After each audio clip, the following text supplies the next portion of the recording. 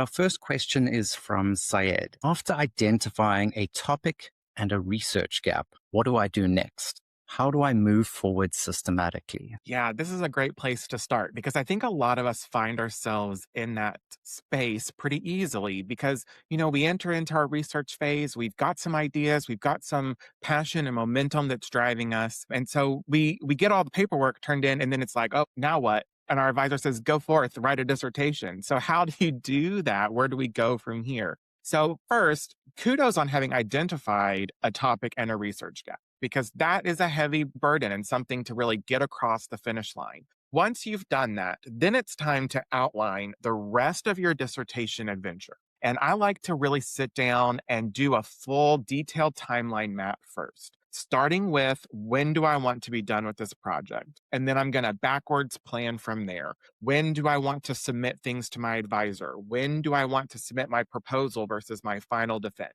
Knowing that all of that will probably change and none of those timelines, deadlines you set are going to stay in place. That's okay. That's normal. But it helps, I think, to sort of be able to see the finish line of what is a 2, sometimes 3-year project for some people. Gives you a little path to follow. Then the next step is to turn to your literature review. A lot of people like to start with that chapter 1. That makes sense because it's the first chapter, right?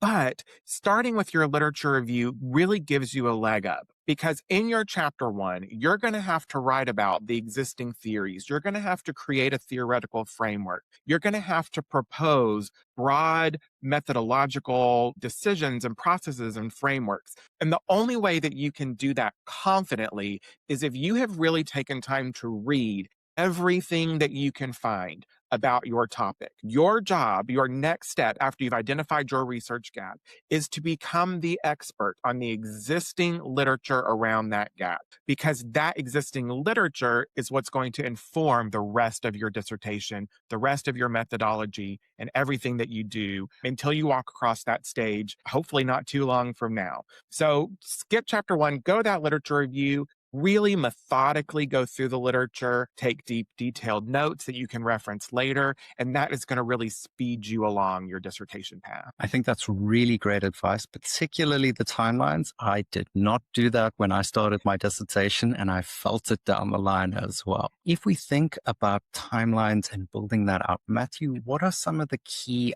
ideas we should keep in mind when it comes to building that timeline? What are some key things that we need to make sure we're building enough time for in terms of the process? Yeah. So the first thing when you build your timeline is to not be too emotionally attached to it because it is going to change. Your university is going to have some say in that. You might get new advisors. That happened to me. I had an advisor switch halfway through, and that set me back several months as I got a new advisor up to speed. So there's a lot of things that are out of your control. But what you should be thinking about first is when do you want to be complete? That's important that you have that in your head and that you communicate that to people at your university so they know the level of urgency with which you are working. And a good advisor is going to kind of meet you where you're at and help keep that pace going. We want to go through our dissertation handbook and figure out what are all of the key steps for our university. Because every university does it a little differently.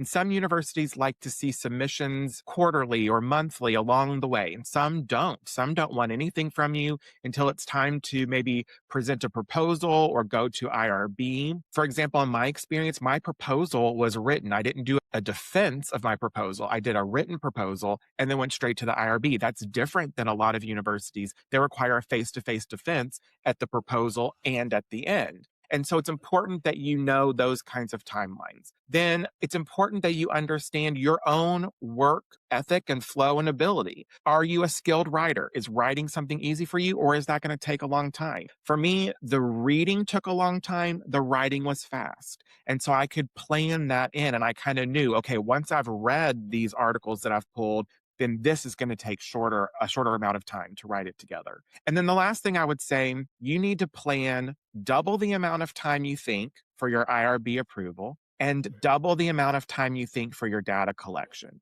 especially if you're doing data collection that relies on other people, like surveys or interviews, because you have to find those people, you have to get them to click the buttons, you have to filter people out. You have to do almost double your sample size in a survey to make sure you really have your minimum in required, right?